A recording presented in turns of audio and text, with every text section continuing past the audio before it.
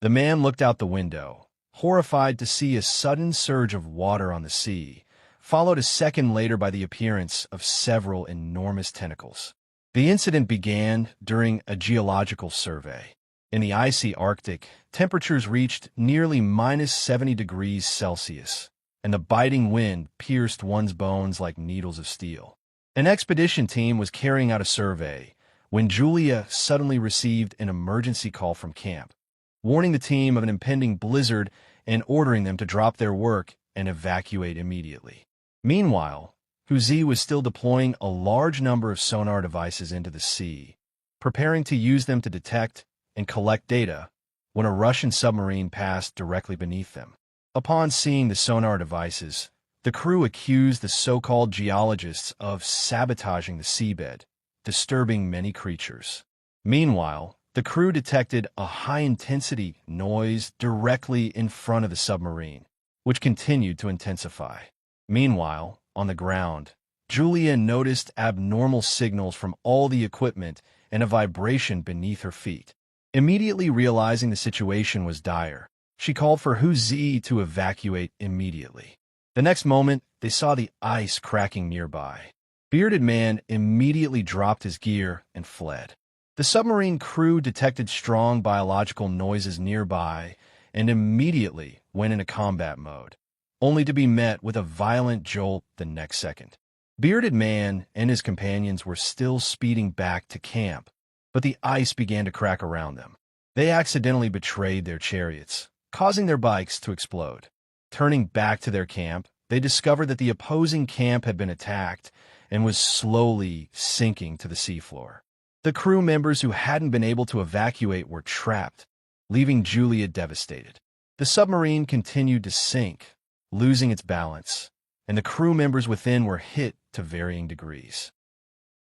The commander eventually managed to activate the emergency buoy. Soon, the military lost contact with the submarine, suspecting an accident, and quickly dispatched a rescue team to search for them. Meanwhile, Julia and Bearded Man were completely trapped on the ice, their weak signal preventing them from reaching the outside world. The next day, the two were still trying to make their way out of the snow on foot when Huzi stumbled upon the submarine's emergency buoy. The two decided to wait for rescue. Meanwhile, the rescue team successfully received the signal from the emergency buoy and, under the commander's orders, immediately set out for the signal. However, the sudden appearance of a whale prevented the submarine from moving forward, forcing the commander to enter survival mode. The noise caused the whales to retreat from the submarine. Just as everyone thought everything was normal, the whales returned and surrounded the submarine. A short while later, all of them left the submarine on their own accord. This strange behavior puzzled the commander. At that moment, the crew detected a low-frequency noise across the surface of the water, which intensified. Little did they know that a giant creature was approaching. Unable to discern the creature through the noise, they could only sense it approaching. All crew members immediately became alert and plunged into their intense work. The submarine was heading toward a narrow ice channel, while the giant creature was slowly following behind. Due to the narrowness of the ice channel, the submarine kept colliding with the ice, causing the crew members wearing headphones to be so disturbed by the noise that they had to remove them. The navigator then spotted a wall of ice ahead and immediately halted the operation. Meanwhile, the giant creature was moving away from them. Because the rudder and propeller had been damaged by the collision, the commander decided to raise the submarine to shore for repairs.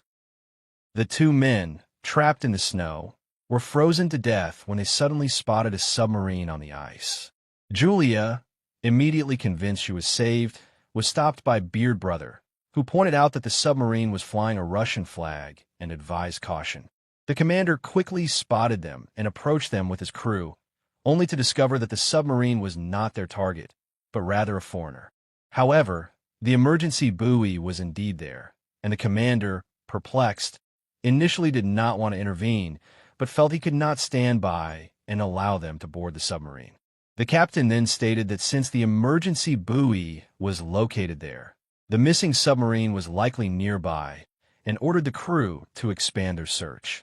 Meanwhile, the commander, upon learning that Julia was a geologist, inquired about the location of the blasting area and what had happened afterward.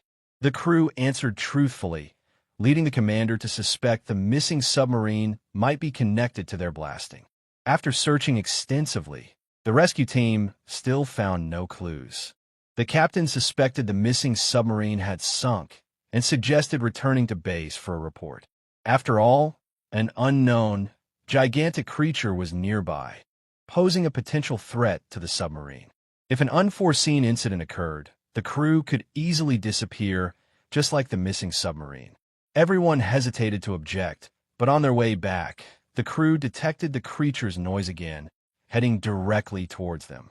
The commander quickly ordered a change of direction and instructed the crew to find shelter.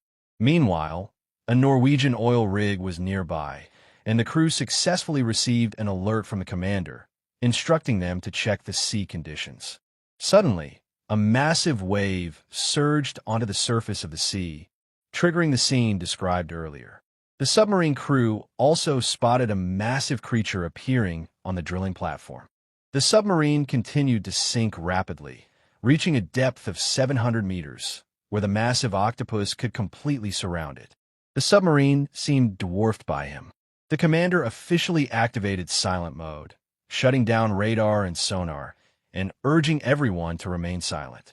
After a brief pause, the octopus, seemingly unable to detect the submarine's presence, moved in a different direction. Everyone breathed a sigh of relief, and everyone gathered to discuss whether to continue searching for the missing submarine. Due to damage to the submarine itself and the injuries sustained by several crew members, the decision was unanimously made to return to base. The submarine quickly turned around and prepared to return, but on the way back, the crew heard knocking sounds on the flat surface. After repeated listening, the commander suspected it might be a signal from the missing submarine. This meant there were still survivors, and the commander determined to complete the rescue mission, finding them, dead or alive. Testing revealed the missing submarine to be directly beneath them, but the depth was unknown. The crew estimated it could be a bottomless abyss, at least 5 kilometers below. The other crew members urged him not to risk it, but the commander, determined, joined several other crew members in a deep-sea submersible for the rescue. When they descended to 1,700 meters, they discovered various shipwrecks. The commander speculated that perhaps the tides were changing every 8 months, and they resumed their search. Finally, they found the missing submarine amidst the wreckage, but the stern was shattered, with a massive hole in the center. For now, they could only silently pray for survivors. The commander then descended with his equipment to inspect the situation. When he opened the hatch, he discovered everyone was still alive, and the team immediately relayed this good news to the front. After a head count, the rescue effort officially began. However, the deep-sea submersible couldn't accommodate all the survivors, so the commander decided to let the injured crew members leave while he stayed behind to accompany the next group. Before leaving, the deep-sea submersible captain had deployed a locator to facilitate quick location tracking. However, the man with glasses warned that activating it would attract the attention of the octopus, so the captain immediately deactivated it. Soon after, the first group of rescued crew members successfully reached the submarine, and Julia joined the remaining crew members in treating the uninjured. At that moment, radar indicated the octopus had reappeared, and the captain immediately ordered the radar and engines shut down. The submarine, depleted of power, began to slowly sink.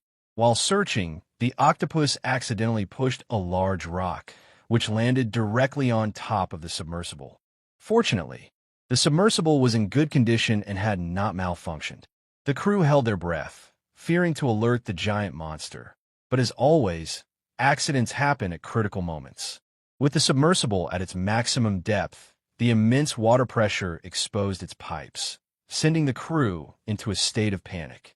Elsewhere, the deep-water submersible had successfully reached its destination, ready to rescue the second group of crew members.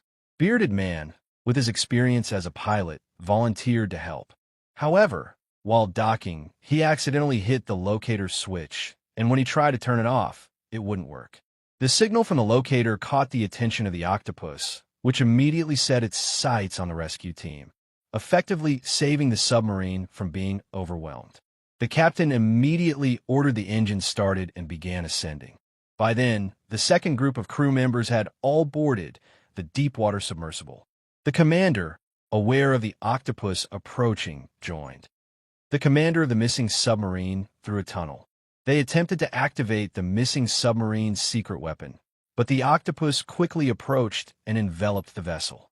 Seeing this, the commander quickly pressed the start button. The secret weapon was so powerful that the shock waves echoed through outer space, transforming the octopus into a sizzling squid. Unable to let other nations discover the weapon's power, the commander activated the submarine's self-destruct mode. The commander had 5 minutes to escape to the submersible. Despite the tight timeline, everyone managed to reach it. However, crucial moments often go awry. The submersible and submarine could not be separated.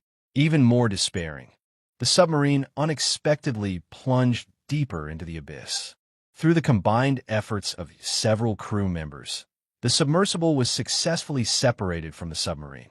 Meanwhile, the other submarine had successfully returned to shore, and everyone gathered on deck to await the second group of crew members who had yet to reach shore.